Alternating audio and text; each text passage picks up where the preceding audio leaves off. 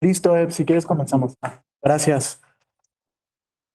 Bien, pues muy buen día tengan todas y todos. No sé si me escuchen correctamente ahí en el audio. Sí, se escucha bien. Perfecto. Muy bien, pues vamos a comenzar esta sesión sobre la justicia electoral digital. Es un tema recurrente hoy en día para la justicia electoral, desde luego, con algunas complicaciones, sobre todo desde la pandemia por COVID-19, y vamos a analizar un par de sentencias emitidas por la Sala Superior, donde precisamente pues intentó delimitar este tema de la justicia digital y las complicaciones que se tuvo, sobre todo ante una ausencia regulatoria por parte del Congreso Federal y de los congresos de las entidades federativas. Me presento, soy el maestro Jesús Cadena Alcalá, soy profesor de la Escuela Judicial Electoral y pues el día de hoy vamos a hablar sobre este tópico en específico, sobre los retos a los que se está enfrentando la justicia digital electoral y sobre todo algunas propuestas que deben de irse encaminando tanto en el tema legislativo como algunos puntos que ha afinado la justicia electoral federal a través de algunos acuerdos generales que son relevantes para este tópico. Fíjense primero, si ustedes recordarán, a partir del 31 de marzo del 2020, pues se emite este decreto por parte del Poder Ejecutivo, pues para tratar de contener un poco los efectos de la pandemia por la COVID-19.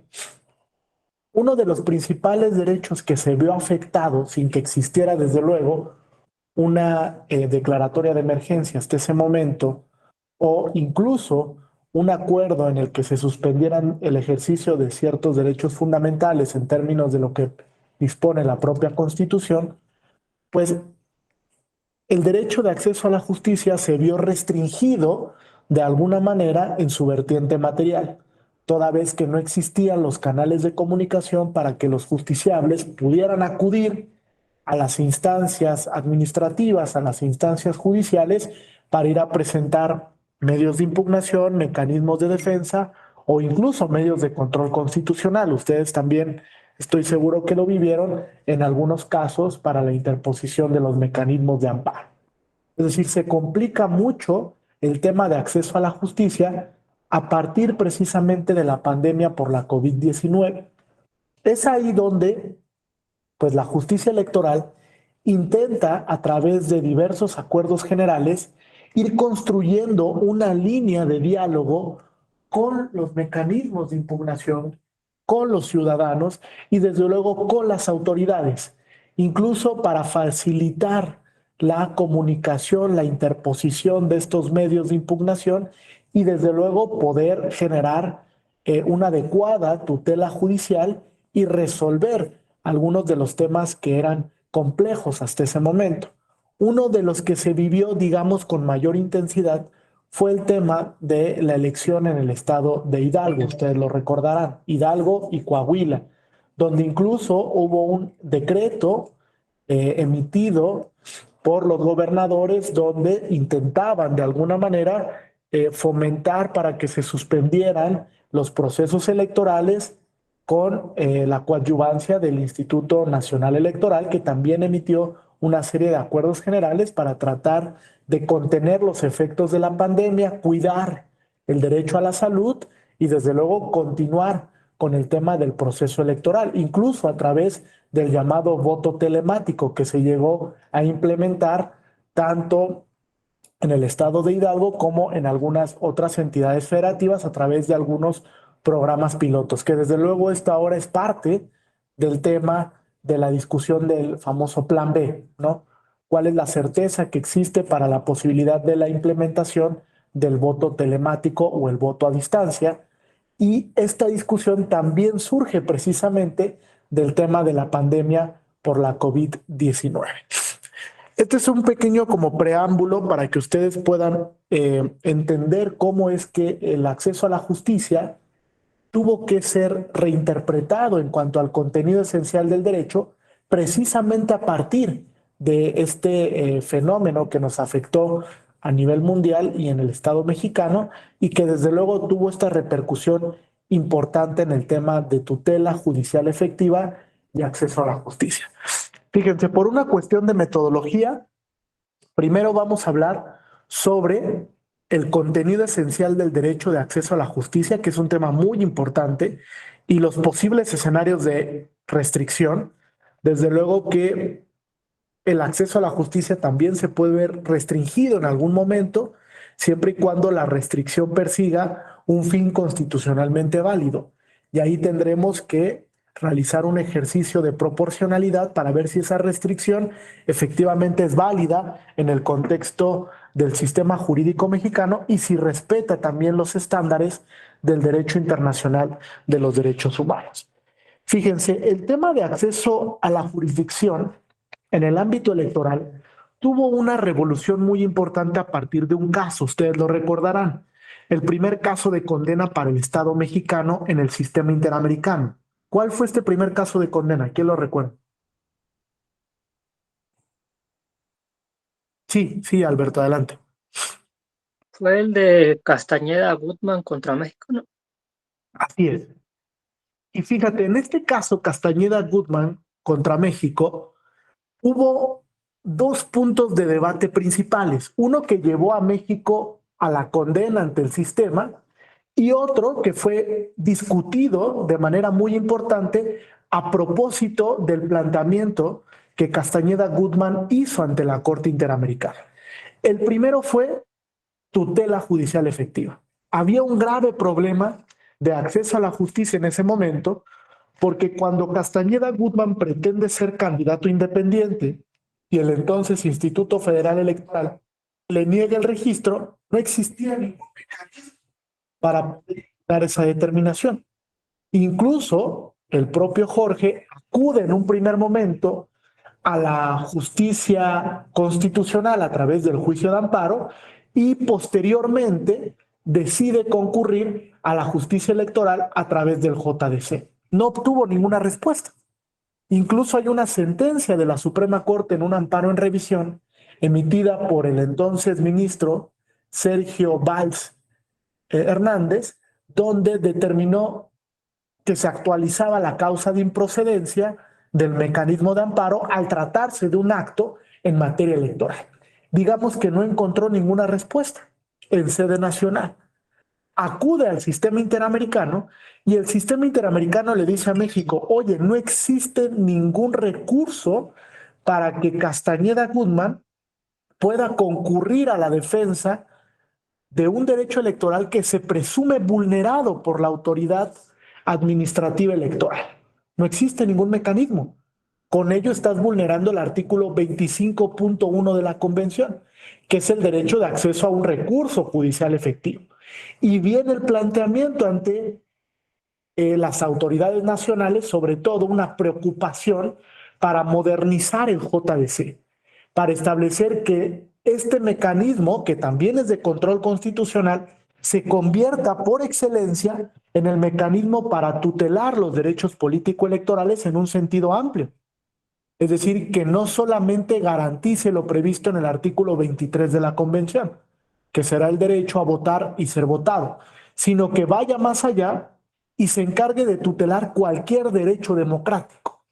Hoy en día ustedes saben que la justicia electoral no solo tutela estos dos derechos que son sumamente relevantes en el ámbito político electoral, sino que también puedo yo judicializar otros derechos de naturaleza democrática, como la libertad de expresión, como el acceso a la información. Incluso hay casos donde hoy en la justicia electoral se tutela el principio de igualdad, la prohibición de discriminación como una regla constitucional y desde luego también el tema del interés superior de la infancia, que también es un tema que se discute recurrentemente. Entonces, el JDC a partir de ahí se ve modernizado. El punto fino de la discusión era que había una restricción absoluta para el acceso a la justicia. Es decir, Castañeda Gutman no tenía ninguna vía doméstica de impugnación para poder combatir esa determinación del Instituto Federal Electoral. Tuvo que ir al sistema interamericano para encontrar alguna respuesta. Que esa respuesta al final carece de eficacia porque el proceso electoral ya había pasado. Y a final de cuentas, no pudo haber un efecto restitutivo porque era material y jurídicamente imposible. La enseñanza que da el impacto democrático de esa sentencia es que las restricciones al acceso a la justicia tienen que ser proporcionales. Y aquí les dejo una frase que es interesante para la discusión.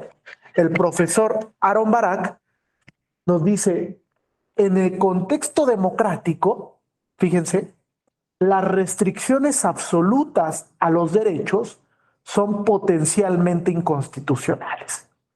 Es decir, no puedo restringir absolutamente un derecho. Sí pueden existir restricciones, pero si yo restrinjo de manera absoluta el ejercicio de un derecho, estoy vaciándolo de contenido. Es decir, ninguna persona lo va a poder ejercer dentro del determinado sistema que configure la restricción. Y esto también lo dijo la Suprema Corte en la sentencia del amparo en revisión 237 del 2014, que ustedes la recordarán, el famoso caso del uso lúdico y recreativo de la cannabis. La Corte dice, la restricción absoluta para consumir cannabis de manera lúdica, de manera recreativa, es inconstitucional porque deja sin contenido el derecho al libre desarrollo de la personalidad. Es decir, el mensaje que da la Corte es, siguiendo esta teoría filosófica del profesor Aaron Barak, es que las restricciones absolutas hoy en día en los contextos democráticos no pueden ser viables. Sí puede restringir el derecho, pero la restricción tiene que superar el principio de proporcionalidad y desde luego perseguir un fin constitucionalmente válido y desde luego también convencionalmente legítimo, recordando que a partir de junio del 2011 los derechos humanos de fuente internacional adquirieron jerarquía constitucional. Entonces se deja de debate este tema, acceso a la justicia, cómo modernizarlo, por qué cambiar las reglas de procedencia del JDC para que la justicia electoral sea mucho más efectiva, para que encuentren los canales de comunicación acertados, para que cualquier ciudadano con interés jurídico o legítimo pueda concurrir a judicializar los actos ante el Tribunal Electoral del Poder Judicial de la Federación. Es un tema bastante interesante que se pone sobre la mesa ahí y a partir de ese momento, digamos que se revoluciona el tema del acceso a la justicia y de la protección judicial de los derechos político-electorales. Incluso vino una reforma por virtud de la cual se modificó la ley de medios de impugnación para hacer una ley general y para ampliar la procedencia de este juicio ciudadano que tiene una remisión constitucional. Es decir, el fundamento del juicio ciudadano lo encontramos en la propia Constitución como medio de control constitucional. Bien, ¿hasta aquí alguna duda o pregunta? ¿Algún comentario? ¿No? Ok, vamos avanzando entonces. Fíjense, en la Escuela Judicial nos dimos a la tarea de construir una obra sobre el impacto que tuvo la COVID-19 dentro de la justicia electoral y su servidor escribió un artículo precisamente sobre el acceso a la justicia y los retos que tiene el acceso a la justicia, sobre todo a partir de la problematización de algunos casos que se tuvieron que resolver en la justicia electoral y que, digamos, pusieron en tela de juicio el cómo acceder a canales de comunicación para la interposición de los mecanismos de impugnación en materia electoral. Por eso vamos a hacer un análisis de algunas sentencias donde se vio restringido de manera indebida el acceso a la justicia, sobre todo porque existía una ausencia regulatoria. Este es un tema que hoy en día sigue vigente. El Congreso Federal y los congresos de las entidades federativas poco se han preocupado por el tema de la justicia digital. Y lo cierto es que las autoridades jurisdiccionales han tenido, en el ámbito de sus respectivas competencias y atribuciones, que emitir acuerdos generales para tratar de contener el efecto de la presentación de los mecanismos a través de la vía electrónica o de la vía digital o la implementación de alguna plataforma para que a partir de alguna firma electrónica o alguna firma digital, se puedan presentar también estos medios de impugnación. Hoy en día en la justicia electoral existe la firma electrónica para la presentación de estos mecanismos y es sencilla de tramitación. Yo les invitaría a los que se dediquen al tema de la postulancia en materia electoral, pues que se den la oportunidad, que se abran para poder interponer estos mecanismos de manera digital, sobre todo sabiendo que existe hoy en día un reto para la automatización de estos temas en la materia de acceso a la justicia. Entonces vamos a ir discutiendo cada uno de los precedentes y a partir de ahí vamos a hacer algunas reflexiones importantes. El primero es un JRC 7 del 2020 que estaba relacionada con una impugnación que se presentó en el estado de Durango. Fíjense cuál era el punto fino del planteamiento del problema de esta sentencia. La Sala Superior tenía que discutir la legalidad y desde luego la constitucionalidad de una decisión emitida por el Tribunal Electoral del Estado de Durango. El Tribunal Electoral en esta decisión determinó desechar una demanda interpuesta por el partido duranguense en virtud de que la misma primero había sido escaneada y después se remitió por correo electrónico a la cuenta oficial, a la cuenta de oficialía de partes del Tribunal Electoral. Determinó el tribunal en ese momento tener por desechada esta demanda en virtud de que estableció que la presentación por correo electrónico, uno, no estaba regulado el supuesto dentro de la legislación electoral local y segundo, que esa interposición no interrumpía el plazo de presentación. Es decir, sí, tú lo mandaste, pero no veniste a presentarla de manera directa ante el propio tribunal. Esta es una decisión que se empieza a discutir, fíjense, en 2020. El contexto es importante, porque en 2020 el tema de la pandemia era mucho más severo que en estos momentos. Incluso el justiciable argumenta, en este caso en concreto, que existía una imposibilidad material de presentación, porque ¿qué creen? La oficialía de partes del Tribunal Electoral estaba cerrada. ¿Quién iba a recibir este mecanismo de impugnación? No existía la forma de recepción física para que la persona pudiera ir a presentar esta demanda y que se le diera trámite de la manera tradicional, es decir, incluso como hasta ese momento lo prevía la ley de justicia electoral, la ley electoral en materia, en el estado de Durango. Entonces, aquí se enfrenta a un dilema muy interesante, incluso de colisión de derechos. Por eso es que la Sala Superior en ese momento realiza un juicio de ponderación para establecer el por qué el mecanismo de la presentación por correo electrónico era idóneo, era pertinente en ese momento de la pandemia. Y el planteamiento era, tenemos, por un lado, que proteger el derecho a la salud, de protección de la salud, tanto de la ciudadanía como de los servidores públicos que están en el Tribunal Electoral del Estado de Durango.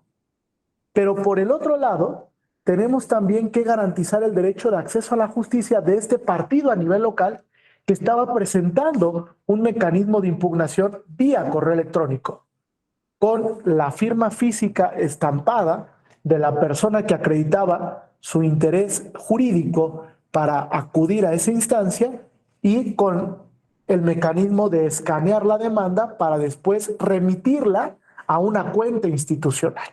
Uno de los factores importantes de esta decisión fue que se remitió a la cuenta institucional de oficialía de partes. Es decir, la Sala Superior concluye que la presentación fue en tiempo y forma, fue idónea, porque era el canal de comunicación que existía hasta ese momento efectivo para poder interponer ese mecanismo de impugnación en materia electoral. Aquí el punto fino y del que me gustaría comenzar la discusión es la colisión. La colisión que se da por un lado en el tema de acceso y protección a la salud versus el derecho de acceso a la justicia. ¿Qué tan problemático es este tema? Sobre todo ante la ausencia regulatoria de la justicia digital. Hoy en día seguimos en un contexto de pandemia y puede ser que se siga dificultando el tema de la presentación física en algún momento. ¿Cómo ponderamos la protección de la salud versus la posible afectación que se puede dar en el acceso a la justicia porque no existen los mecanismos para la interposición digital? Es decir, hay una ausencia regulatoria y entonces yo no tengo una plataforma digital para interponer ese mecanismo ante la justicia electoral, ya sea ordinaria o sea federal. ¿Cómo es que se da esta colisión? ¿Cómo resolverla? Fue una problemática que se dio en el contexto 2020-2022 y en la que la Sala Superior tuvo que reflexionar sobre cómo generar un equilibrio idóneo, un equilibrio correcto entre los derechos afectados. Sobre todo porque la ponderación obliga a que si uno de los derechos va a resultar victorioso, la restricción al derecho diverso sea la menos lesiva entre todas las posibles, en un juicio de ponderación racional, que no deje sin contenido el derecho de acceso a la justicia. Era importante el tema aquí. Y el ejercicio de ponderación que en ese momento ejerce la justicia electoral fue para beneficiar el acceso a la justicia. Si se dan cuenta, lo pone en una balanza y determina que para proteger el derecho a la salud, que se podía ver gravemente afectado por los servidores públicos del Tribunal Electoral del Estado de Durango, y para garantizar a su vez el acceso a la justicia, porque la interposición física era materialmente imposible, o se podía poner en riesgo la integridad personal del justiciable que tuviera que acudir a presentar físicamente la demanda ante el tribunal, entonces determina que a pesar de la ausencia regulatoria, la presentación por correo electrónico fue válida. En ese contexto. Incluso la Suprema Corte empieza a reflexionar a partir de estas decisiones de la Sala Superior. Y la Corte emite dos criterios que son muy importantes y que se vincularon precisamente con este ejercicio interpretativo que hizo la Sala Superior. El primero, el de la firma electrónica. Fíjense, la Suprema Corte emite un criterio en el que trata de establecer que el formalismo de la presentación por la vía electrónica no puede ser mayúsculo, mayor, frente al acceso a la justicia. Se da un caso en el que una persona presenta con su firma de puño y letra una demanda, pero con la firma electrónica de otra persona. Es decir, no era la misma persona. Me la prestó, Emanuel me prestó su firma electrónica, porque él sí la tenía y yo no. Y en el contexto de la pandemia, pues yo no podía tramitar una firma electrónica porque no había la apertura para ese trámite ante el Consejo de la Judicatura Federal. Un juez de distrito, bajo una visión muy formalista, decide desechar la demanda.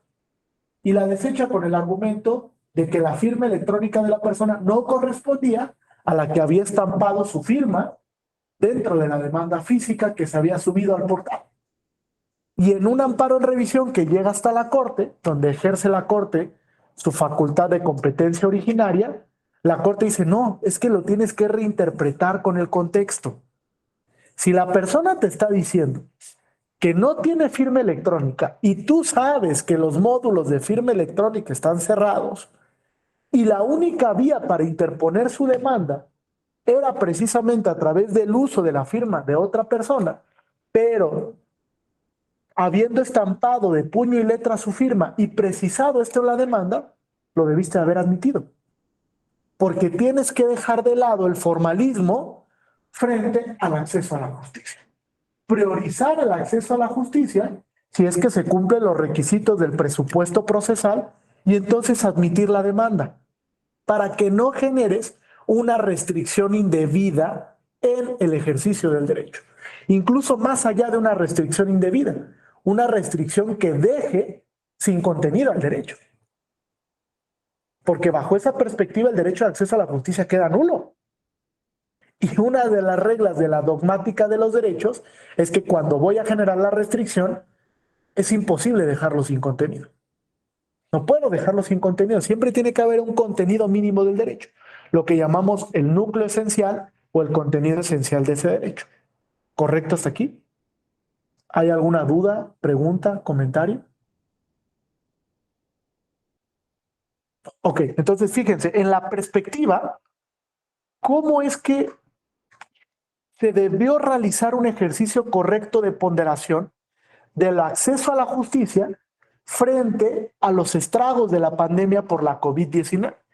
Es un punto de discusión hoy en día.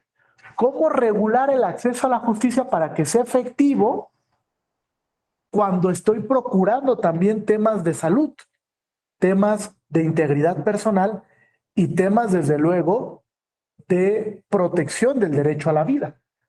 Porque en ese momento estadísticamente existían por lo menos datos duros, datos cuantitativos que demostraban que la COVID-19 podía generar una pérdida de la vida. Entonces, el ejercicio de ponderación era muy fino. La presentación por correo electrónico institucional de un mecanismo de impugnación electoral es válida ante la inexistencia regulatoria. Y la Sala Superior emite un criterio donde dice, la presentación por correo sí interrumpe el plazo de interposición, sobre todo en el contexto de la pandemia por la COVID-19.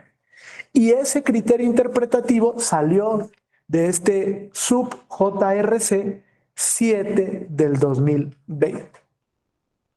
7 del 2020. Fue el primer precedente que analiza la Sala Superior y donde comenzó a discutir este tema de la presentación por medios electrónicos como los correos institucionales.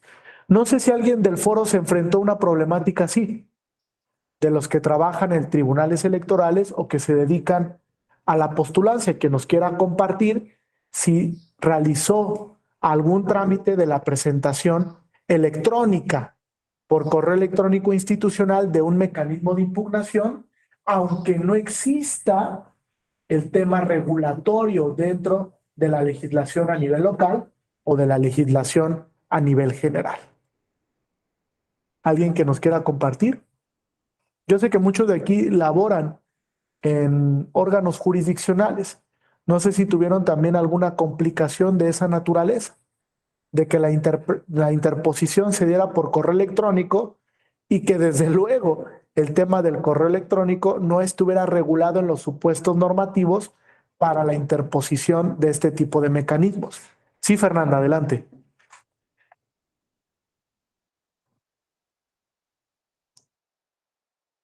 Tienes apagado tu micrófono.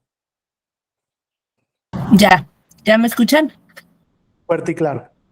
Sí, a nosotros nos tocó un caso similar. Yo laboraba en el tribunal de Michoacán y justo se presentó una demanda por correo, se desechó por carecer de firma autógrafa y Saya Toluca nos revocó y ordenó que reguláramos esos temas porque además aquí se dio que el promovente era una persona de tercera edad, entonces además había que priorizar eso y a partir de ahí se implementó un sistema para presentar demandas y escritos en línea y se podía ratificar ya fuese que uno acudiera con posterioridad, que enviara por paquetería o mediante plataforma, Zoom, Google Meet, ya que escogiera el promovente, debiendo enseñar tu credencial para que en ese momento te identificaras. Y realmente, al menos el tiempo que estuve ahí, porque después ya me vine a vivir a Querétaro, no me tocó a mí que se presentara algún otro supuesto o ver alguna diligencia, o sea, realmente tampoco se utilizó mucho. Pero no consideras que a partir, por ejemplo, había una deficiencia regulatoria. Incluso a la fecha existe. Podríamos hablar incluso de una omisión legislativa. Es decir, en las entidades federativas y en el ámbito federal, el legislador no se ha preocupado por el tema de la justicia digital. Entonces, han tenido que ser los propios órganos jurisdiccionales a través de un mecanismo de autogestión quienes han emitido acuerdos generales para tratar de regular este tema lo mejor posible. Ahora, ¿no tendría que venir una reforma constitucional en el tema para establecer que hoy en día es necesario, dentro del contenido esencial del acceso a la justicia, que existe el tema digital?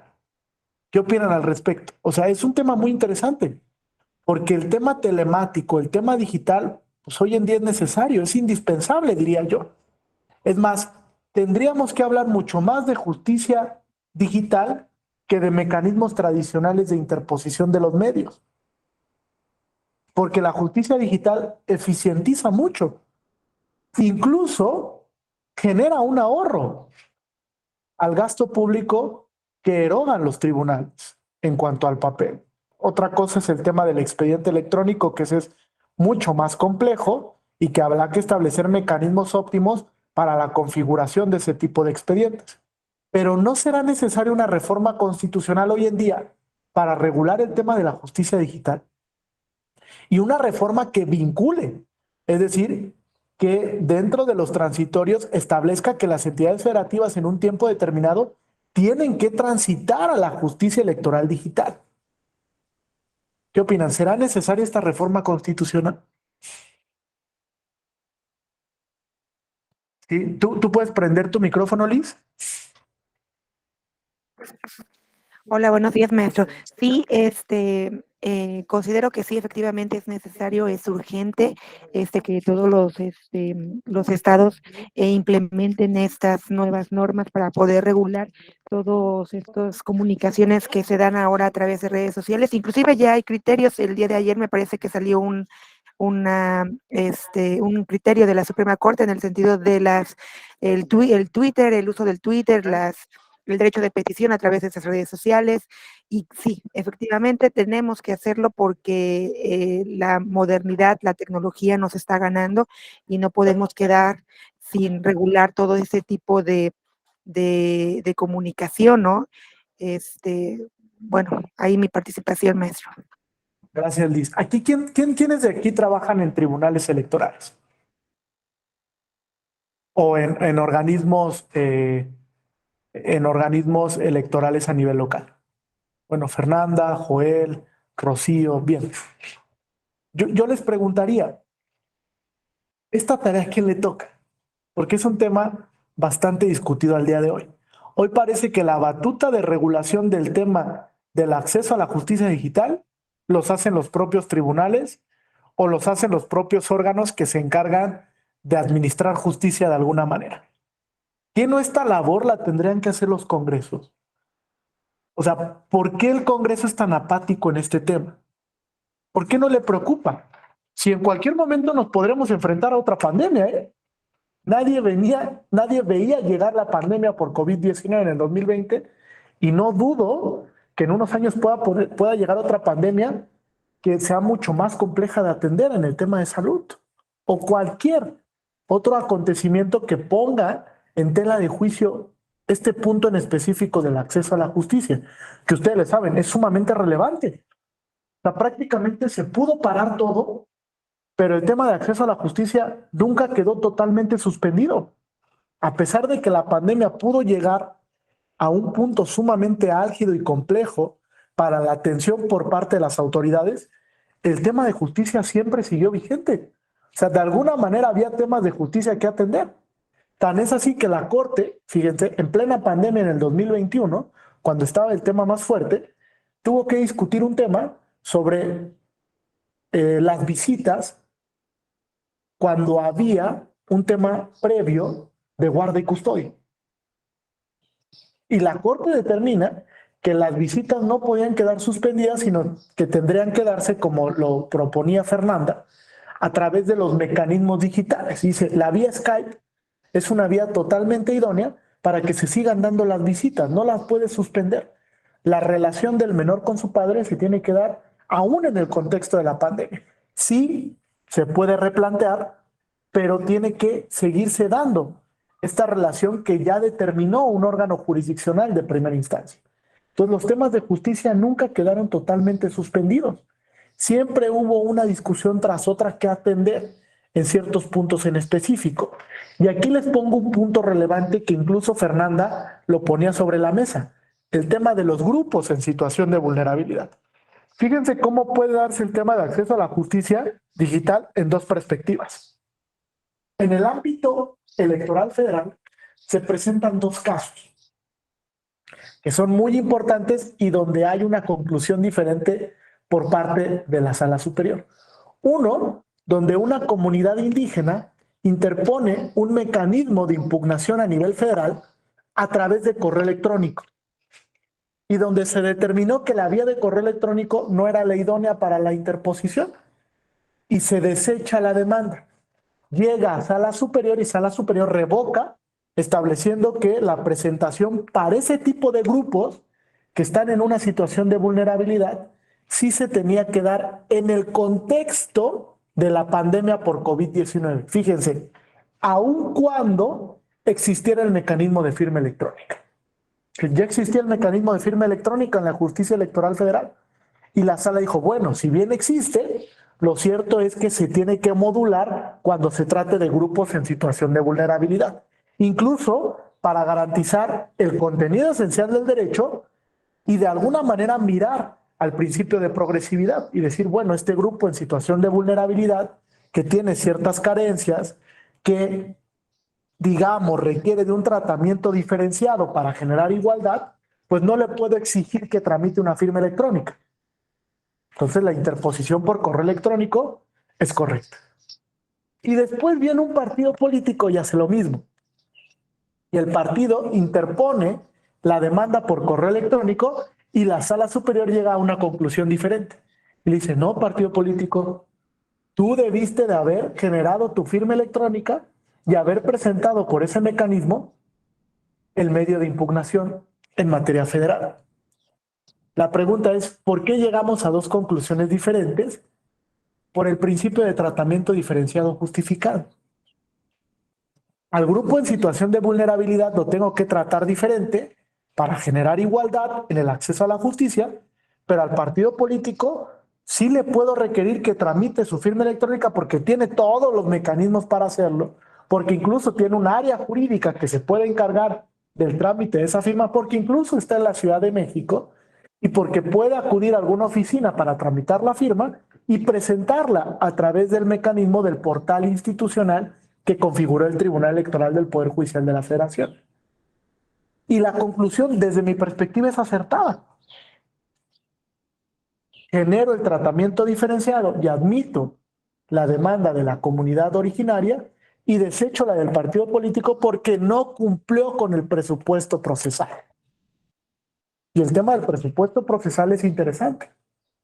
Incluso ustedes lo saben, la Corte Interamericana ha establecido que el hecho de que se establezcan presupuestos procesales no quiere decir que se restringe el acceso a la justicia. Se está regulando el acceso. A veces confundimos restricción con regulación. Y hay que tener cuidado ahí. No es lo mismo regular el derecho que restringir el derecho. Allá hay un caso que yo les recomiendo. Búsquenlo en internet, se llama el caso Jones, de la Corte Suprema de Canadá, donde la Corte Suprema establece con mucha puntualidad qué es regulación, qué es restricción y qué es suspensión. En el tema de la pandemia nos encontramos mucho con esta confusión de nociones o confusión conceptual, donde se decía, es que está restringido el derecho o es que está suspendido el derecho. Nunca hubo una suspensión de derechos, porque jamás se emitió un decreto por el presidente que fuera revisado en el que se estableciera la suspensión de derechos. Siempre estuvimos con decretos que de alguna manera limitaban el ejercicio de derechos, que lo restringían a ciertos derechos bajo ciertos supuestos fácticos. Entonces nunca estuvimos en un supuesto de suspensión.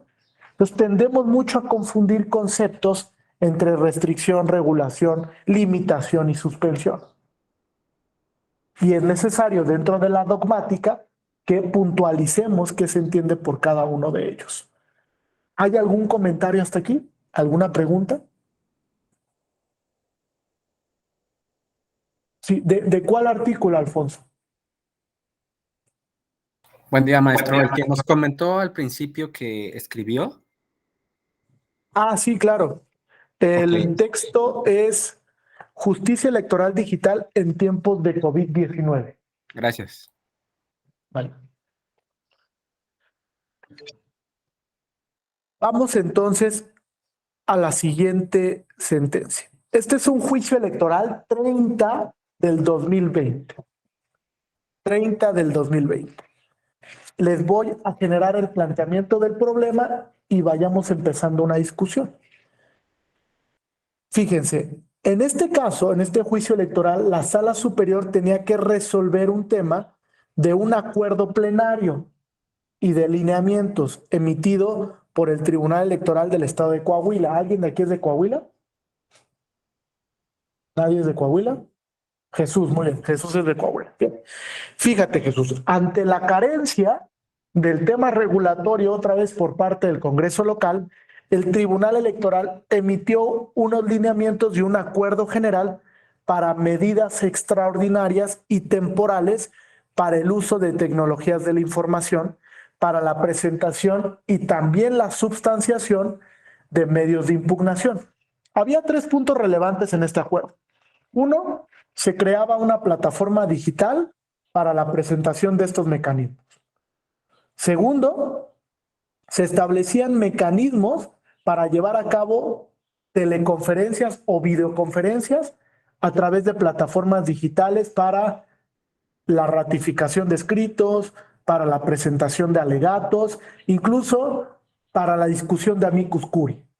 Es decir, existe la posibilidad de que tú vengas a una sesión a través de la plataforma Zoom o Meet, etcétera, y aquí discutamos el tema. Y el tercer punto era la notificación electrónica.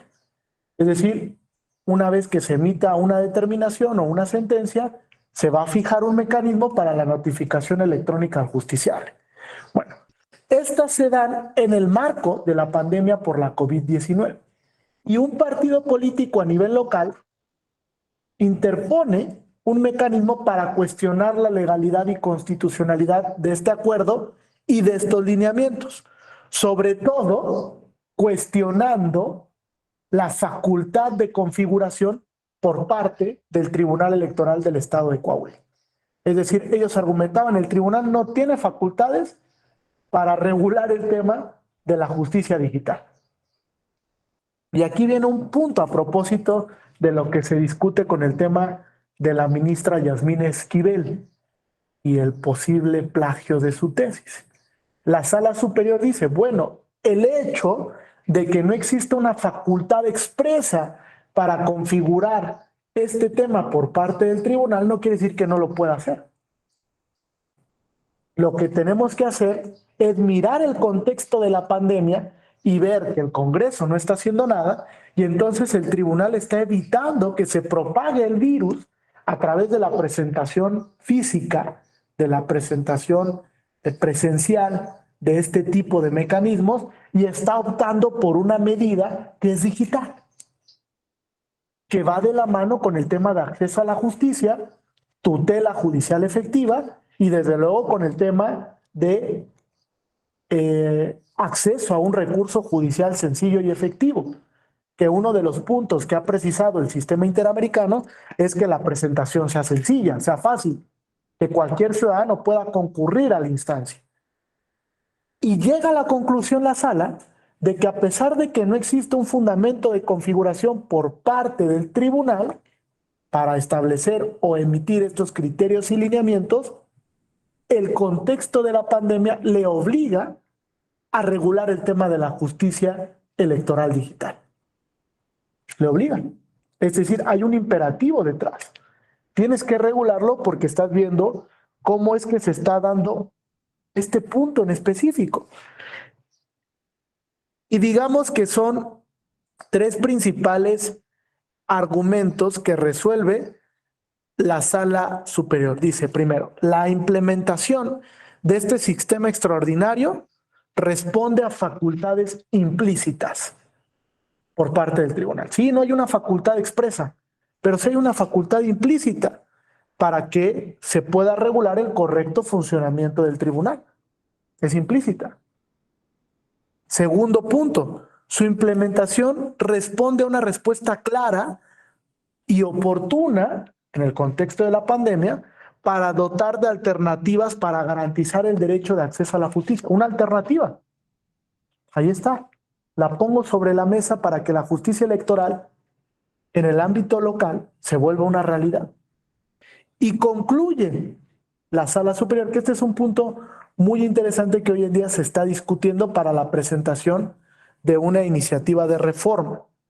El acceso a la justicia mediante el uso de herramientas tecnológicas es una medida optimizable y contextual frente a la pandemia o emergencia sanitaria, ya que el juicio en línea es optativo para los justiciables.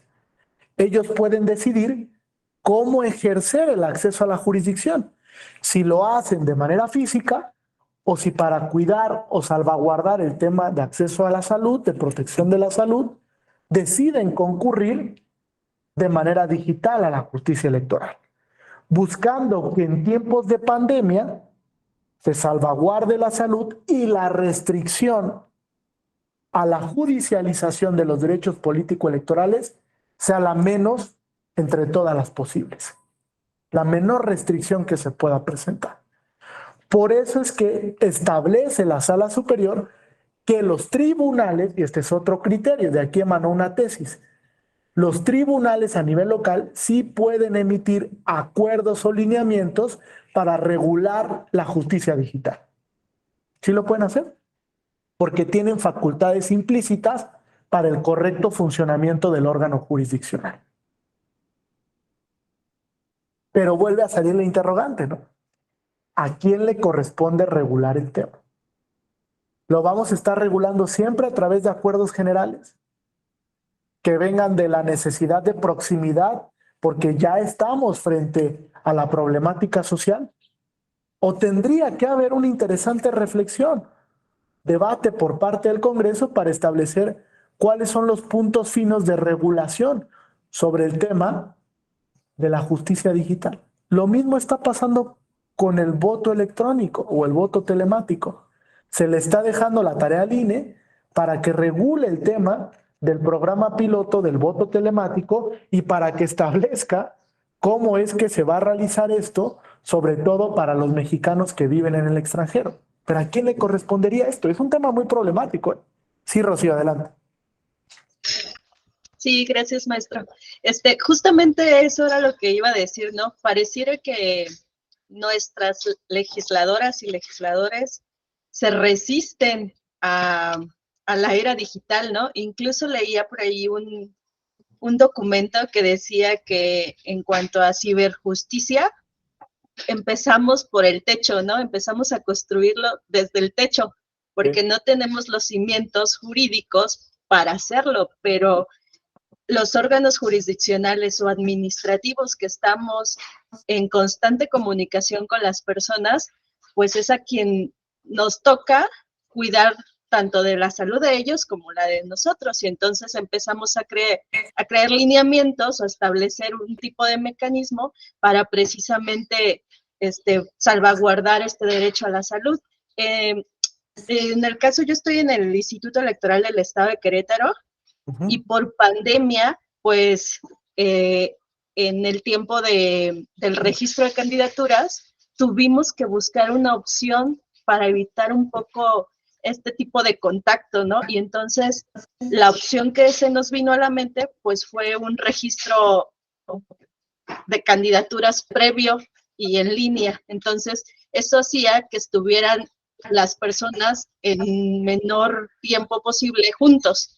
Entonces, pues sí, pareciera que siempre nos va a tocar a nosotros cuidar, ¿no? el derecho tanto a la salud como a la impartición de justicia. Y fíjate, creo que ahí hay un punto interesante. Incluso la Sala Superior lo discute para el tema de Tlaxcala, que se da por el apoyo ciudadano electrónico. Precisamente el Instituto Electoral de Tlaxcala para evitar la propagación del virus, para proteger el derecho a la salud y para garantizar que los candidatos independientes gozaran del derecho a ser votado, pues implementó un sistema de apoyo ciudadano electrónico a través de una aplicación móvil. Y también se cuestiona el tema ante la Sala Superior por una restricción. Si nos resistimos, fíjense, un ciudadano viene a la Sala Superior y dice, oye, es que me estás obligando a que yo genere el apoyo ciudadano a través de una aplicación, cuando yo lo puedo hacer por la vía tradicional, es decir, tocando puerta por puerta de cada ciudadano y recolectando la firma. ¿Por qué nos resistimos tanto al tema del cambio digital? No sé, estamos en plena era digital. O sea, no tendría por qué haber tanta resistencia al tema digital. Incluso ahorita estamos discutiendo en un foro a través de una plataforma digital y lo podemos hacer correctamente. O sea, creo que la pandemia tuvo muchas enseñanzas y una de ellas es adaptarnos. Adaptarnos. Yo les decía al inicio, en cualquier momento puede llegar otro tema de pandemia fuerte, severo, que nos impida salir de casa y comunicarnos de la manera tradicional. Nos tenemos que adaptar. La justicia se tiene que adaptar a la modernidad. Entonces, creo que hay varias enseñanzas ahí y ahorita les voy a dar desde mi perspectiva cuáles son los elementos regulatorios para el tema de la justicia electoral mínimos de manera asertiva. Mínimos, porque esto es cambiante. O sea, de repente llegan nuevas plataformas, de repente llegan nuevos debates sobre el tema de la ciberjusticia, etcétera. Entonces, estos son como puntos finos mínimos que desde la perspectiva de su servidor tendría que contener una adecuada justicia digital, por lo menos en el ámbito electoral, que tiene ciertas exigencias, y ustedes lo saben, porque se ha vuelto muy técnico el tema de la justicia electoral. Entonces, sí tenemos que tener cuidado con esto y sobre todo mostrarnos un poco abiertos al tema de la adaptabilidad. No podemos vivir en el supuesto de, es que todo va a volver a ser igual. Lamentablemente ha habido un cambio que evolucionó el tema cultural digital y que nos obliga a hacernos cargo del uso correcto de estos mecanismos. Lo vamos a vivir en 2024 con el voto electrónico. Creo que es un reto importante para el tema de la justicia electoral.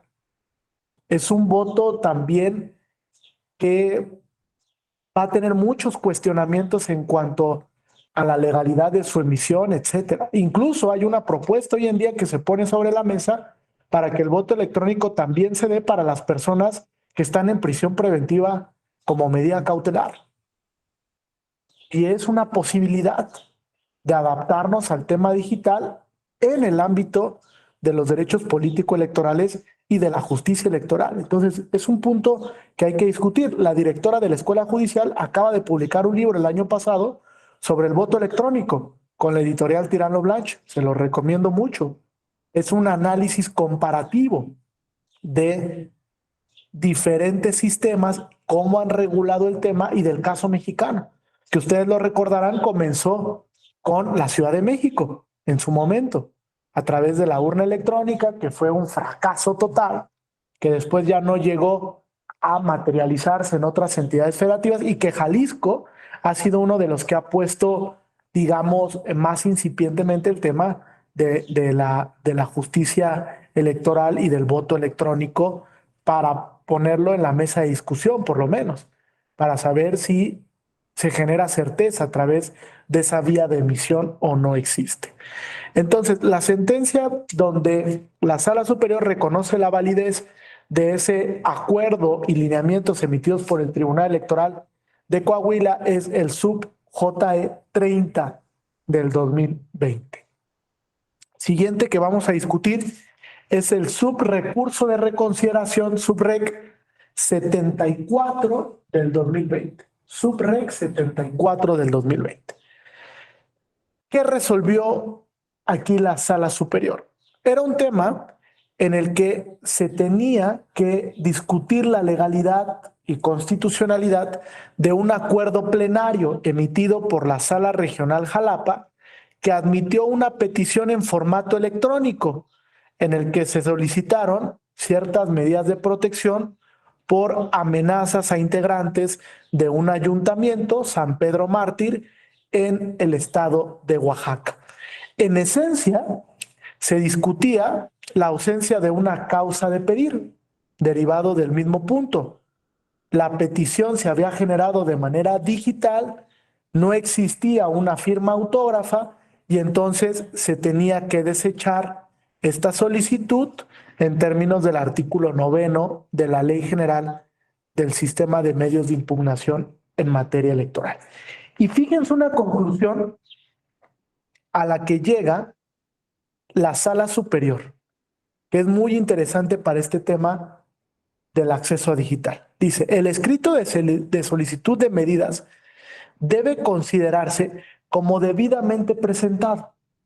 Ello en virtud de que la contingencia sanitaria que desde antes de la presentación de esa promoción se encontraba vigente en nuestro país, en el ámbito geográfico en que residen los solicitantes, así como la calidad de indígenas con la que estos cuentan, puede presentar obstáculos de difícil cumplimiento para que los promoventes presenten el referido escrito de manera física o para que lo hagan de manera electrónica a través del sistema de automatización del Tribunal Electoral del Poder Judicial de la Federación.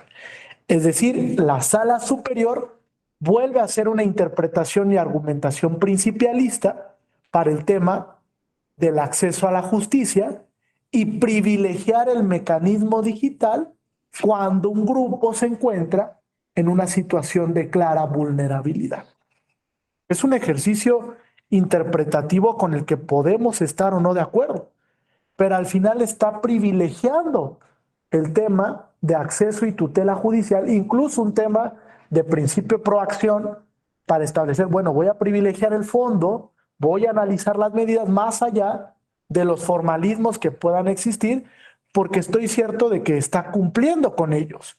Sí es una manera diferenciada de cumplirlos, pero al final es una firma autógrafa que se está presentando, sí, de manera electrónica, pero al final está ahí la decisión de petición por parte del justiciable.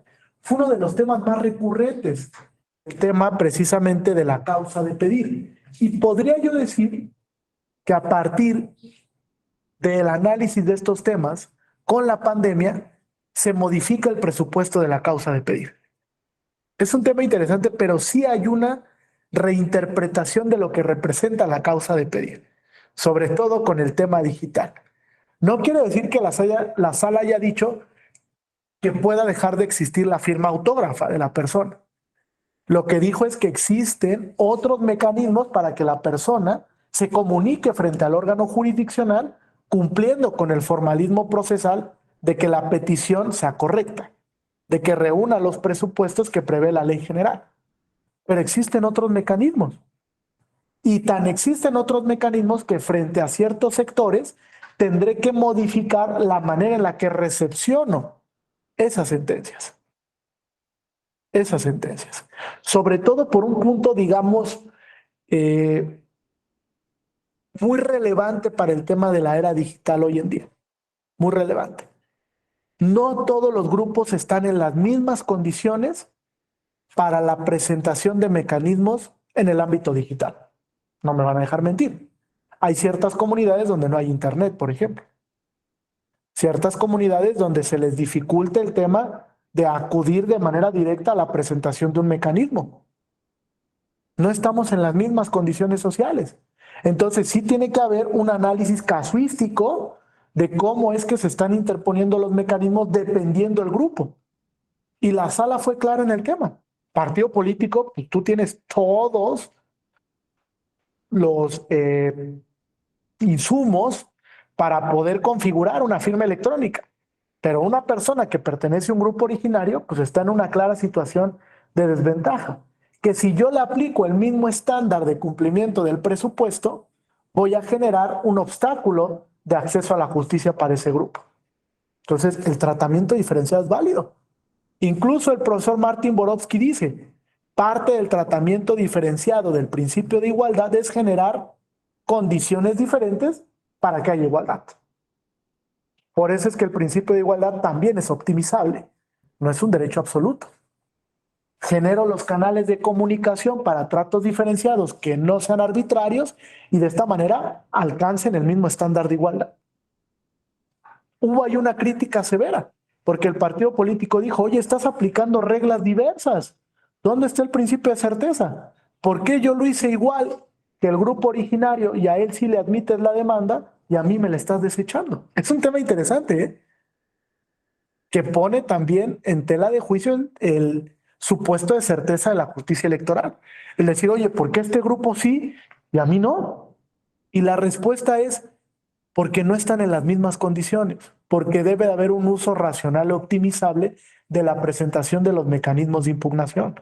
Porque si yo te exijo, más bien, si yo le exijo al grupo en situación de vulnerabilidad lo mismo que a ti, pues voy a propiciar desigualdad. Y lo que quiere es que estén en el mismo estándar de igualdad. Por lo menos lo que marca el artículo 1º, 5º párrafo de la Constitución y lo que marca el artículo 1.1 de la Convención.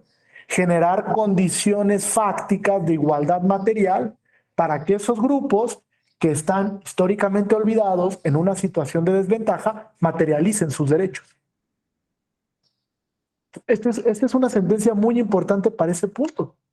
El establecer que el tratamiento para grupos en situación de vulnerabilidad frente a la justicia digital no puede ser el mismo. En pocas palabras, no puedo obligar al grupo originario a que tramite su firma electrónica. Es un tema de racionalidad y de lógica. Pero sí puedo, interpretativamente, modificar el estándar de cumplimiento del presupuesto procesal. Y este es un tema que se discute en los últimos 10 años, ¿eh? Antes el tema de los presupuestos procesales no se discutía. No era un tema de discusión, por lo menos no en las altas cortes. La Corte incluso tuvo una postura muy rígida por el tema de los presupuestos procesales y las causales de improcedencia. Hoy en día la Corte ha dicho que incluso las causales de improcedencia se tienen que analizar con perspectiva, en un tema muy interesante, que es un amparo en revisión 1368 del 2015, búsquenlo. Muy interesante. Amparo en revisión 1368 del 2015. Ahí la Corte establece que las causales de improcedencia se tienen que reinterpretar. Lo pueden buscar como el caso Marisa, con Z. Este tema de los presupuestos y el acceso a la justicia, pues la Corte antes lo analizaba desde una visión muy tradicional. Y hoy en día ha cambiado el tema de cómo analiza el presupuesto procesal, de cómo privilegia el acceso a la justicia. O sea, la Corte ha optado por una política judicial en la que dice, a ver, vamos a evitar formalismos innecesarios y vamos a entrar al fondo. O sea, el justiciable lo que quiere es una respuesta, más allá del formalismo. Sí, el formalismo es relevante, sí, lo tiene que cumplir. Pero si en algún momento tengo duda, fíjense, antes lo que aplicaba, cuando yo trabajé en un juzgado de distrito, el juez nos decía, cuando tú vas a analizar una causal de improcedencia, la causal tiene que entrar como la zapatilla de Cenicienta. Así. Pero si tú tienes el pie gordo de la hermana de Cenicienta y lo quieres meter en la zapatilla, pues nunca va a entrar.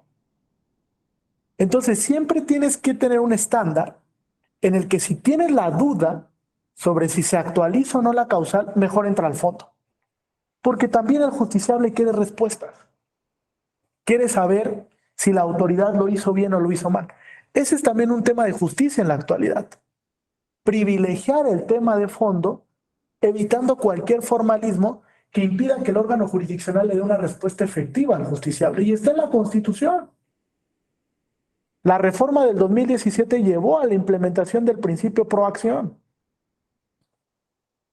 Y es un principio que requiere de definición de contenido. Es decir, los órganos tienen que estar interpretando correctamente el principio pro acción para irlo potencializando, maximizando o por lo menos para establecer cuál es el núcleo esencial de eso que llamamos proacción.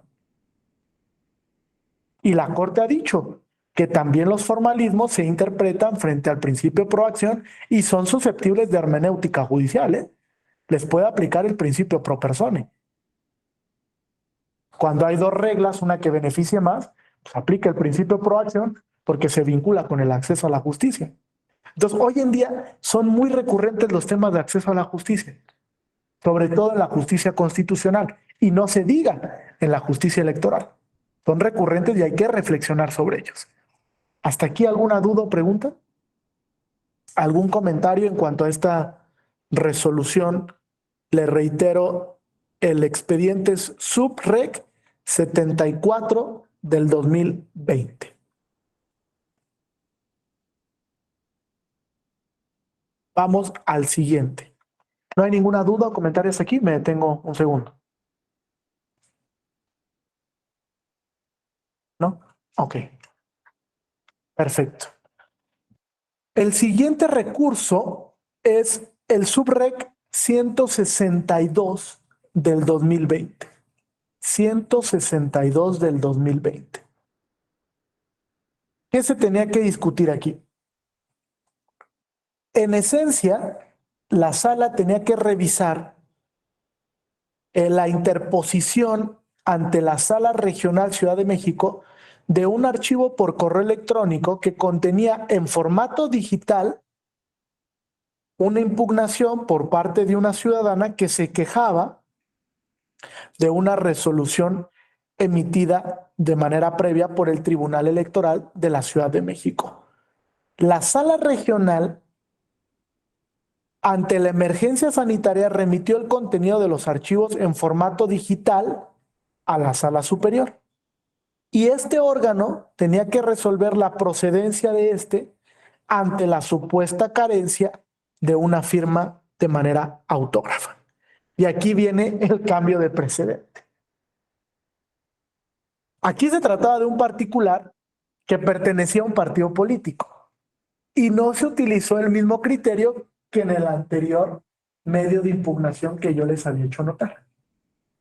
Aquí lo que dijo la Sala Superior, fíjense, hay dos argumentos medulares.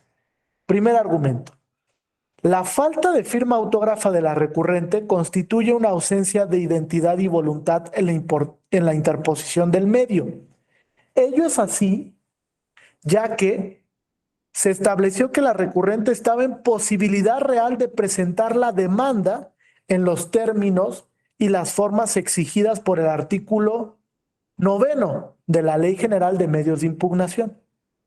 Adicionalmente, como segundo punto relevante considerativo, la sala determinó que existía un mecanismo institucional para la presentación del recurso, el uso de la firma electrónica.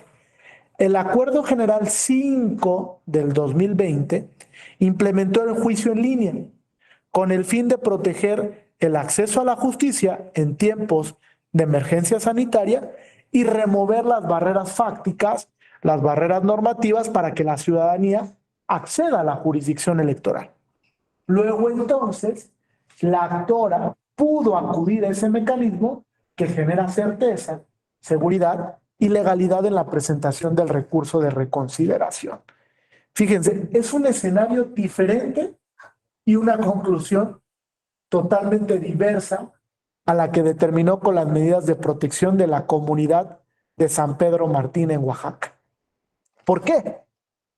Porque la sala entendió que para este supuesto en el que la ciudadana, miembro de un partido político, quería acceder al recurso de reconsideración para cuestionar la determinación de la Sala Regional Ciudad de México, existía un mecanismo que generaba certeza y estuvo en toda la aptitud de acudir a la tramitación de esa firma electrónica para presentar el medio de impugnación por esa vía, y no lo hizo.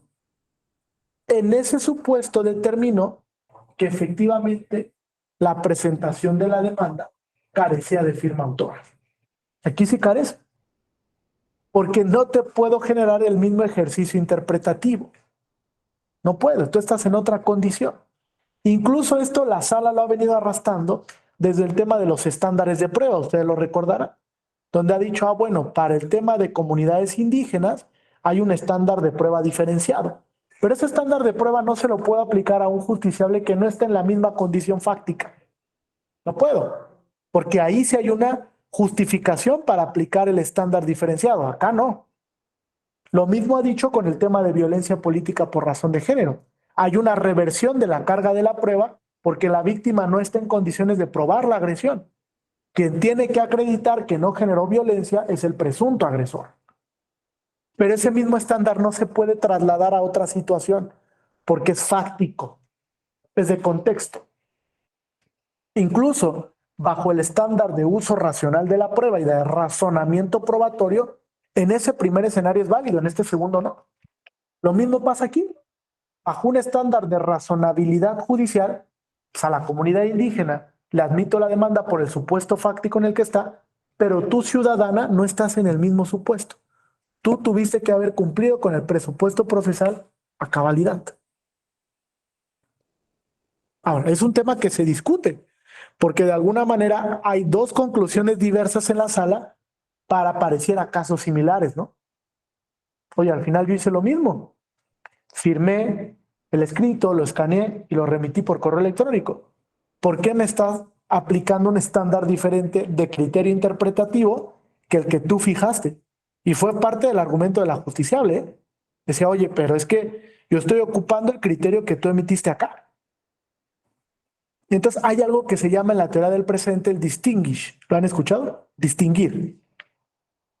Voy a distinguir casos. O sea, tu caso, discúlpame, no es igual a este. No te puedo aplicar el mismo criterio interpretativo para privilegiar el acceso a la justicia, porque ahí discutí bajo otra dinámica fáctica, totalmente diversa a la que tú me estás presentando. Y esa fue la justificación racional que dio la Sala Superior para desechar ahí sí el recurso de reconsideración. Me gustaría escucharlos. ¿Hay alguna consideración hasta aquí? ¿Alguna participación? ¿Alguna duda o comentario? ¿No, nadie? Bueno, les reitero entonces el número de la resolución. Es subrecurso de reconsideración 162 del 2020. Vamos al último precedente. Este está muy interesante. Es un sub JDC 1106 del 2021. Sub JDC 1106 del 2021. Aquí en específico se analizó un acuerdo emitido por la Comisión Nacional de Honestidad y Justicia del partido político Morena. Este acuerdo suspendía todas las audiencias de alegatos para el turno de resolución porque estábamos en un contexto de pandemia y decía, todas las audiencias que tengamos previstas donde se vaya a formular algún tipo de alegato o algún tipo de conclusión quedan suspendidas porque estamos en un contexto de pandemia por COVID-19. Fíjense, genera una restricción absoluta a la justicia partidaria. Es decir, si bien es cierto que estamos en un contexto de pandemia, existen otras alternativas, es parte de la proporcionalidad. Existen otras alternativas antes de que suspendas cualquier actividad como partido político en funciones evidentemente jurisdiccionales o de justicia intrapartidista. Y la Sala Superior dice, pues sí, o sea, no las puedes suspender nada más. Hay otros mecanismos de comunicación. Revoca el acuerdo, declara la inconstitucionalidad del acuerdo y dice, bien, es cierto que tú intentaste proteger el derecho a la salud, pero en miras de proteger el derecho a la salud, ¿qué crees? Dejaste sin contenido el acceso a la jurisdicción e incluso el debido proceso, porque hay plazos que se tienen que cumplir de acuerdo con tu propia legislación intrapartidista y los dejaste de cumplir. Entonces, lo que tienes que hacer es sí cuidar el derecho a la salud, pero generar una restricción menos lesiva al acceso a la justicia. Y la sala le dice, puedes implementar el que este tipo de audiencias estatutarias se lleven a través de otros mecanismos. ¿Como cuál mecanismo? El mecanismo digital, pero sigue con el trámite. De hecho, concluye la Sala Superior. Se deben de implementar todo tipo de medidas, herramientas y avances tecnológicos para salvaguardar el derecho a una tutela judicial efectiva, así como el Estado de Derecho en general en un contexto de pandemia. Precedentes en los que se ordenó a diversos órganos jurisdiccionales como Oaxaca y Coahuila la creación de mecanismos digitales durante la implementación de la emergencia sanitaria. Es decir, armoniza, protege la salud, pero también garantiza la tutela judicial efectiva. Revocó el acuerdo y le ordenó que configurara los mecanismos para que este tipo de audiencias, en lo que la pandemia seguía vigente, se llevaran a través de la vía digital o la vía telemática. Fíjense, interesante, porque también ahí volvemos al punto de vacío normativo. No existía ningún tipo de mecanismo para regular el tema de las audiencias digitales. Y la sala le ordena como una facultad implícita de correcto funcionamiento al partido político que no la suspenda, sino que emita un acuerdo en el que pueda recibir ese tipo de alegatos o desahogar ese tipo de audiencias a través de alguna plataforma digital o alguna herramienta digital. Ahí volvemos al mismo punto de ponderación. Es un equilibrio, por eso se llama ponderar. Puede ser criticable, pero al final la ponderación también es armonización de derechos. No es que uno de los derechos está acá arriba y el otro hasta acá abajo, aplastado, derrotadísimo, no. La ponderación es equilibrio entre derechos, buscando que los dos se salvaguarden en su contenido y que si bien protejan la salud, porque es indispensable, pero no dejes de lado el acceso a la justicia o la tutela judicial efectiva, porque también es relevante en el contexto del Estado de Derecho. Y más, decía yo, en el tema de pandemia. Ustedes pueden ver números. Creo que en el tema de pandemia, la justicia se volvió aún más necesaria, porque había actuaciones muy arbitrarias por parte de los poderes públicos. Entonces, no me puedo quedar sin órganos jurisdiccionales. Hay una frase muy interesante y cuestionable de Carlos Bernal Pulido, que dice, ahorita estamos en una juristocracia, con todo y lo que pueda implicar. Hay un libro, incluso, ustedes lo han de conocer, El gobierno a cargo de los jueces, que se cuestiona muchísimo. Dice, no, ¿cómo los jueces van a gobernar? Bueno, pero es que hoy en día sí hay un punto interesante donde la jurisdicción ha asumido un papel relevante, ¿eh? Y esto ha sido por épocas, porque hubo una época donde el poder ejecutivo tuvo una relevancia importante, una época donde los parlamentos tuvieron un poder impresionante, por eso es que Kelsen se preocupa por controlar sus actuaciones, y hoy en día hay un papel importante de los órganos jurisdiccionales, que sí se tiene que delimitar, que debe de haber un autocontrol, pero no podemos dejar de discutir lo obvio. Hoy los órganos jurisdiccionales juegan un papel relevante en el Estado democrático de derecho. Y estos mecanismos de acceso a la justicia son los que son indispensables hoy en día para precisamente fortalecer la tutela judicial efectiva. Fortalecerla en la mayor medida posible ante los escenarios en que se pueda dar. Sobre todo estos escenarios en los que pues, se complica mucho el tema de acceso a la justicia y el tema también de la protección de la salud. Entonces, les voy a dar 6 puntos que desde mi perspectiva son importantes. Me gustaría discutirlos con ustedes para ver si alguien considera algún punto adicional para este tema de la justicia digital y sobre todo tratar de establecer que son visiones enunciativas de lo que puede representar un correcto funcionamiento de la justicia digital.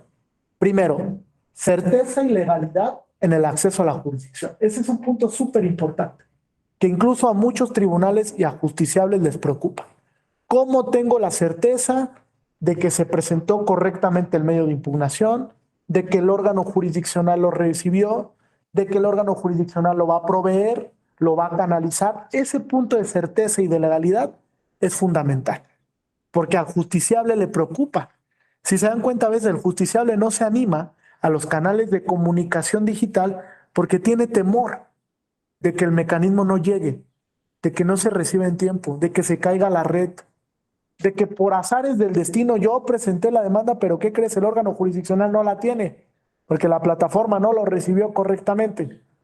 Entonces, los temas de certeza y legalidad son dos puntos importantísimos. Primero.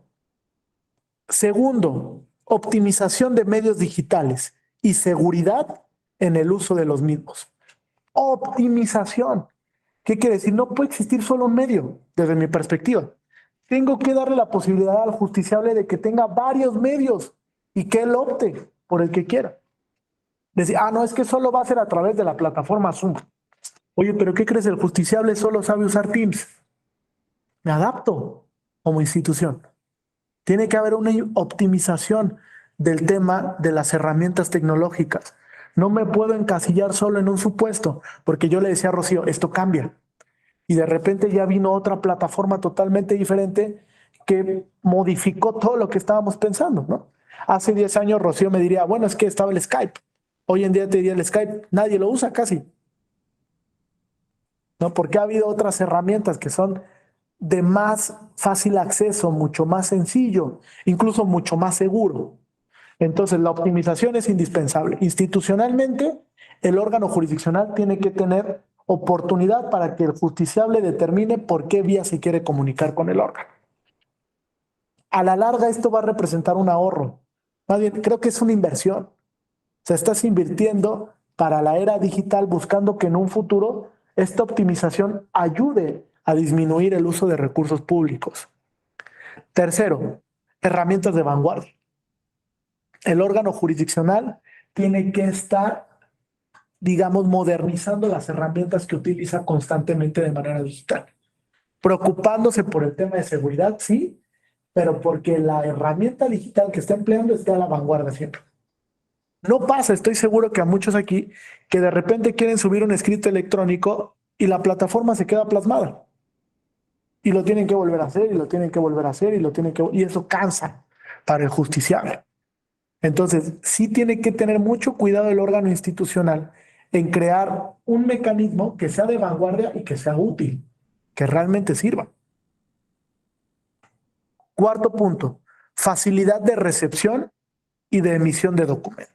Este sí es preocupante, porque en la mayoría de las plataformas digitales existen muchos candados para que la persona pueda subir el escrito. Yo entiendo que esto es por un tema de certeza para el órgano jurisdiccional, pero también se tiene que tomar en cuenta que a veces el justiciable no está tan adaptado a la plataforma y que tiene que buscar que sea lo más sencillo posible. A veces son 3, 4, hasta 5 filtros para firmar un documento. Entonces el justiciable a veces no se anima a acceder a la justicia digital porque no sabe emplear correctamente la herramienta tecnológica. Entonces hay que facilitarlo mucho. O sea, que sea una plataforma sencilla en la que para recibir documentos sea fácil para el órgano y para la emisión de documentos también sea sencillo. Y que el justiciable esté en constante comunicación con el órgano jurisdiccional a través de esa misma vía. Quinto punto, canal de comunicación digital de los operadores con la ciudadanía. ¿Por qué no configurar una oficina de dudas cuando el justiciable quiere subir a través de una plataforma digital un documento? Que venga un número. Tengo dudas, ¿sabes qué? Me atoré en este paso. Bueno, un servidor público te va a apoyar para decirte, mira, tienes que hacer esto y esto y esto, y concluyes con la presentación de tu escrito, de tu demanda, etcétera. Creo que ayudaría muchísimo, sobre todo porque nos estamos empezando a familiarizar con este tipo de herramientas. Posteriormente ya será mucho más fácil la gestión. Pero de entrada creo que esto de la comunicación asertiva entre el operador jurisdiccional y la ciudadanía es indispensable.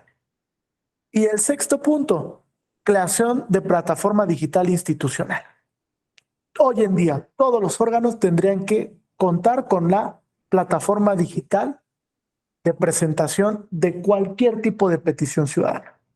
Cualquiera, sencilla. Cualquier tipo. En la justicia electoral, todos los tribunales, todos los órganos que se encargan de recibir cualquier medio de impugnación tendrían que contar con estas plataformas digitales. Todas. y al final lo tienen que ver como una inversión que automatiza, desde luego.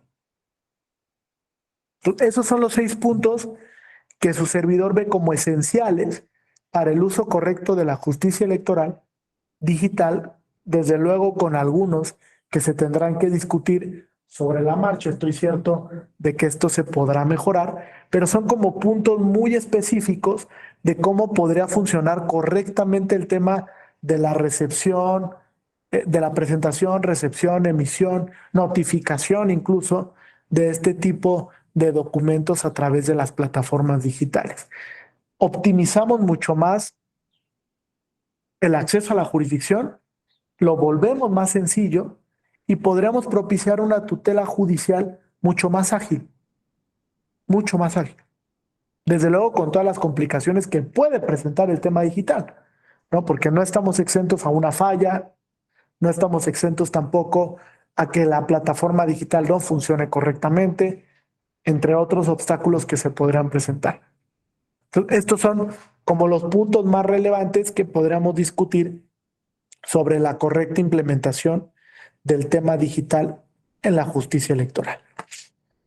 Bien, hasta aquí, ¿alguna duda, comentario, aportación? Me gustaría escucharles un par de minutitos por si alguien tiene alguna observación, alguna duda en cuanto a los precedentes que discutimos o simplemente quisiera hacer algún comentario de este tema digital o alguna propuesta, pues también son bienvenidas. También en la Escuela Judicial estamos trabajando ahorita para el tema de la justicia electoral digital y pues estamos haciendo algunos apuntes que creemos serían buenos para una correcta modificación legislativa, para una propuesta incluso en el seno del propio tribunal o simplemente para poner algunos puntos reflexivos de cómo se tendría que implementar de manera correcta este tema. Entonces, no sé si alguien tenga alguna participación o algún comentario.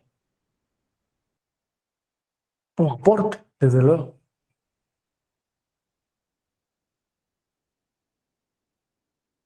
¿No? ¿Nadie? ¿Todos bien? Sí, están totalmente de acuerdo en estos 6 puntos. Entonces, Alfonso, adelante. Buenas tardes, maestro. Si bien coincido con los puntos que nos señaló, Sí. principalmente en cuanto a que esto de la implementación de un sistema digital para la justicia en línea es una inversión, ¿cómo podemos ver o cómo se puede ponderar en este caso la falta de presupuesto, ¿no? Digo, los tribunales locales supongo que también es la misma situación, pero en los institutos locales, al menos por parte del INE, llevan un informe que se presenta regularmente en las sesiones del Consejo General, en donde podemos observar que ha sido drástica la reducción del presupuesto en la mayor parte de los organismos. Y bueno, en nuestro caso del Instituto Electoral de la Ciudad de México, que se enfrenta a una situación pues también terrible, ¿no? Prácticamente no tenían los recursos suficientes para pagar la nómina en los últimos 3 meses del año pasado. Claro. Entonces, ¿cómo ponderar en esta situación que si bien es una inversión a largo plazo, pues que los institutos o los tribunales locales digan, pues sí, vamos a implementar esto, que si bien en algunas clases ya nos han comentado que en teoría no es tan caro, no sé si todos estos elementos como la implementación de una plataforma no implique un gasto tan oneroso, que a final de cuentas, pues sí, es una inversión, pero más que nada es por la falta de recursos. Esa sería mi consulta, maestro. Gracias.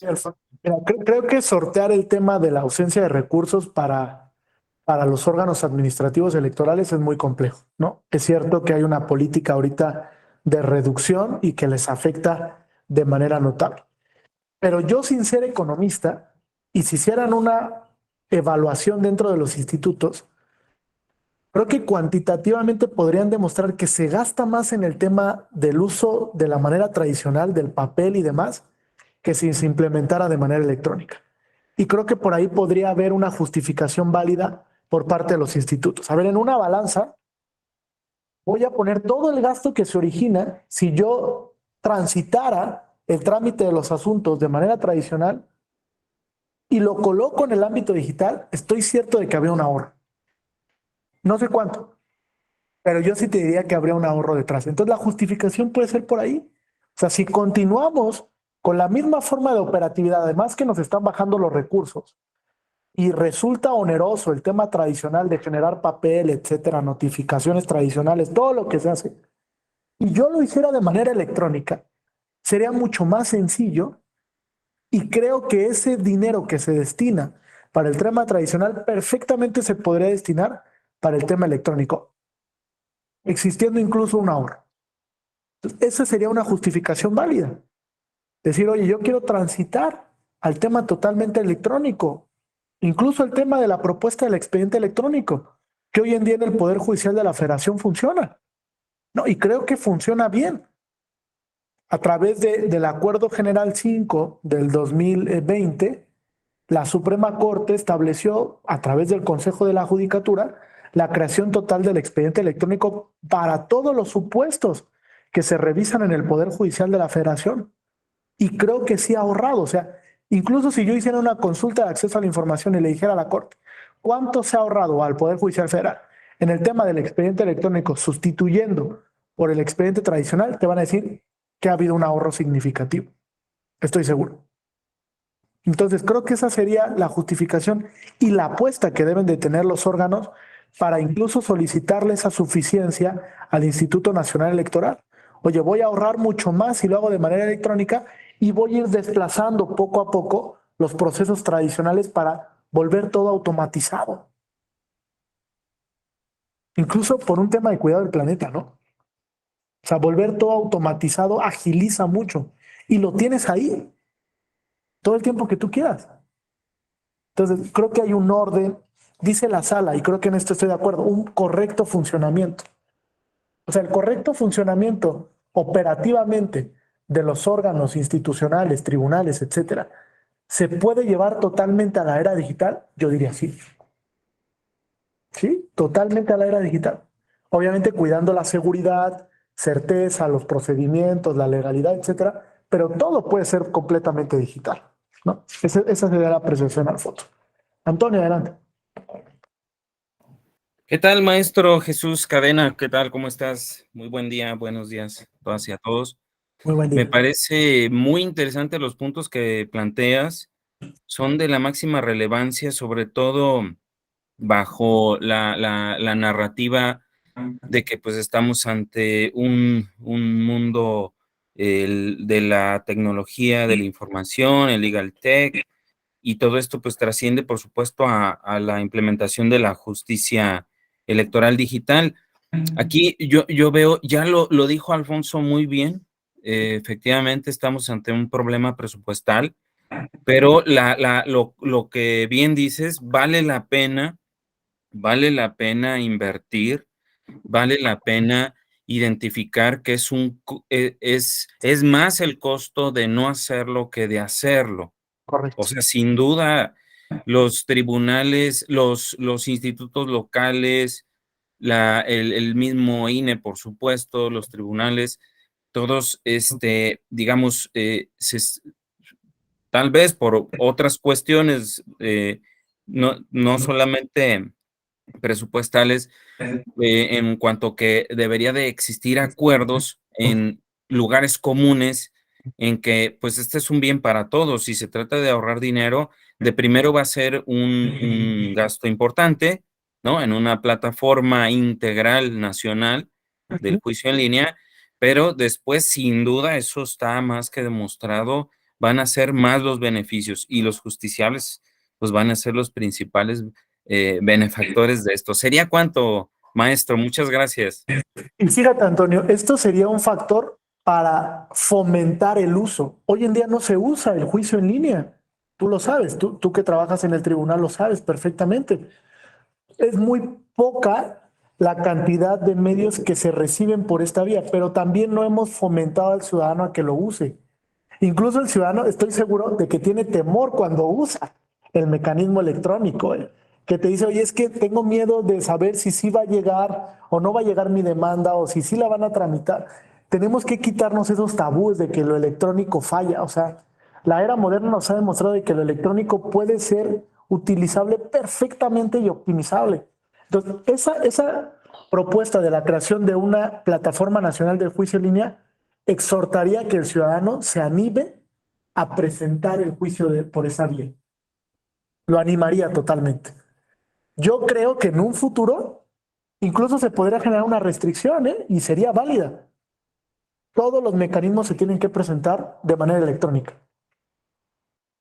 Y si se evaluara por un tribunal, válidamente podría decir esa restricción es válida, porque estoy cuidando el medio ambiente, porque estoy optimizando recursos, porque hay un correcto funcionamiento, porque hay seguridad en la plataforma. No hay ningún temor, ciudadano, úsala.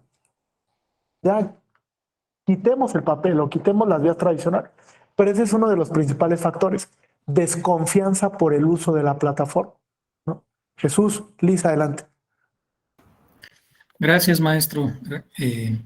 Pues mi comentario, más que todo, pues yo tengo la certeza de la bondad precisamente de la justicia digital y obviamente concuerdo con los puntos de vista que se han vertido en relación a los beneficios, pero también me pongo a pensar desde el lado del justiciable y en ese sentido, desde mi punto de vista, lo que no debemos de perder de vista es que la justicia digital es un medio y no un fin en sí mismo.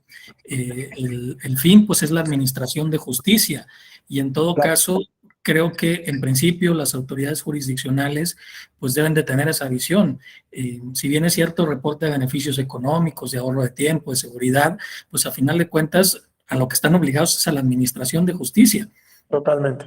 La vía tradicional, la vía del papel o la vía digital, pero a final de cuentas lo que es necesario es garantizar la administración de justicia. Y si un justiciable dice, yo no quiero la vía digital, pues a mí también me tienes que garantizar el derecho de administrarme justicia, porque la Constitución me dice que yo tengo que tener un derecho de a un juicio efectivo en donde sea oído y vencido, etcétera, ¿no? Entonces, me parece que si bien es cierto, reporta todos estos beneficios, también creo que no debemos de perder de vista, insisto, esta situación de que es un medio solamente para la administración de justicia y no un fin en sí mismo. Pero ¿no crees, Jesús, que esto es paulatino? O sea, ha avanzado tanto esto que va a llegar un momento en el que todo sea digital. O sea, Yo creo que yo sí. sí lo creo, ¿eh? O sea, yo soy yo creo que consciente. sí. Y además, en estas condiciones, pues quizá, no quizá, efectivamente, poco afortunadas, como es el caso de la pandemia nos obligó a hacerlo, aunque no quisiéramos.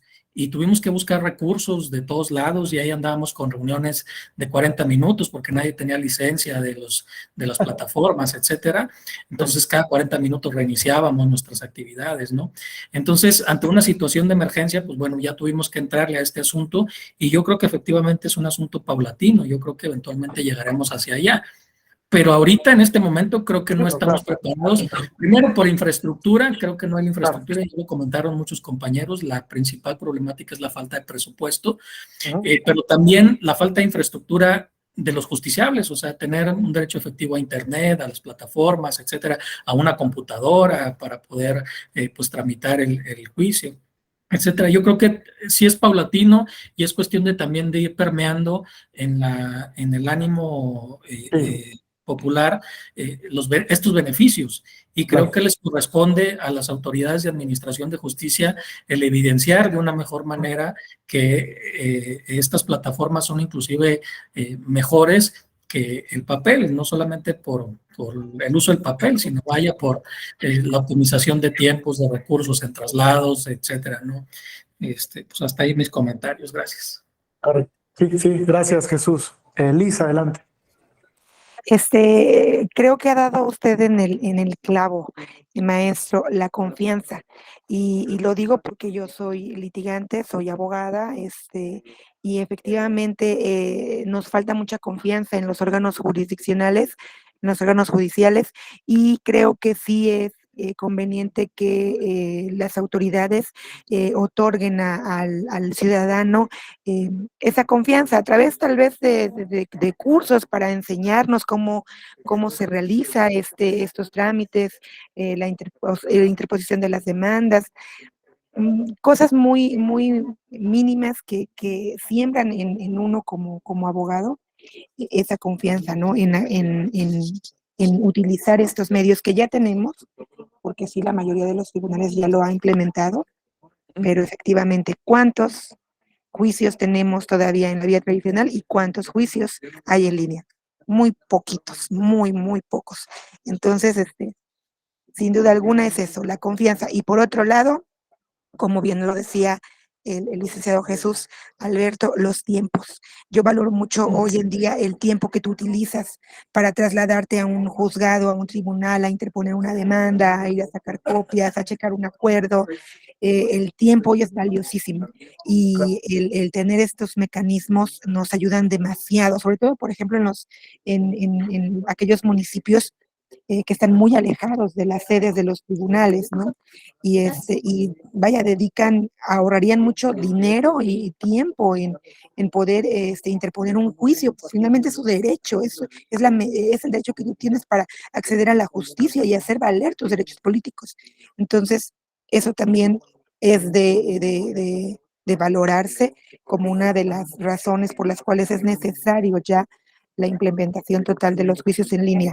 Y otro comentario que quiero hacer es, por ejemplo, en la dependencia donde yo me encuentro, la comunicación interna entre las distintas áreas, ya todo es en línea, todo es a través de un sistema que se creó para efecto de comunicarnos entre nosotros y tiene muy buenos filtros el sistema que nos permite saber qué es lo urgente, qué no es lo urgente, cuándo ya se te pasó el tiempo para contestar esa petición y todo esto genera un ahorro significativo en material, en papelería y bueno, lo dejo ahí sobre la mesa, maestro. Muchas gracias.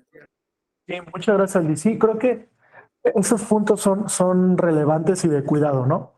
Certeza, seguridad y confianza. La confianza en que el uso de estas plataformas realmente va a ser para optimizar el tema de acceso a la justicia y que va a generar una tutela judicial adecuada, ¿no? Al final el ciudadano lo que quiere es saber que va a obtener respuestas a pesar de que lo haga de manera tradicional o lo haga en línea o de manera digital. Entonces creo que va a haber una transición, sí, paulatina. Es interesante que discutamos sobre estos puntos. Como yo les decía, estamos también reflexionando en la escuela sobre este punto de la justicia digital.